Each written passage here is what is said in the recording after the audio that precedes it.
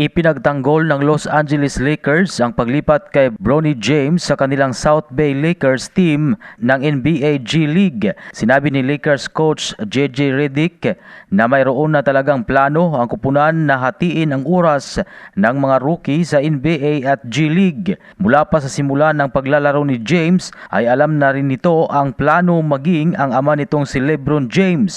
Sa unang 8 laro ng Lakers ay 3 beses lamang na naglaro ang batang James kung saan mayroon itong naitalang 4 na puntos sa loob ng kabuuang 13 minutong paglalaro. Magugunitang nagtala ng record sa kasaysayan ng NBA ang mag-amang James dahil sila lamang ang magkasama na naglalaro ng sabay sa iisang kupunan.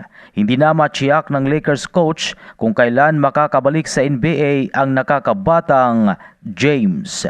Yan ang Balitang Sports. Ito si Ray Tampos para sa Radyo Alternatibo Balita Nationwide.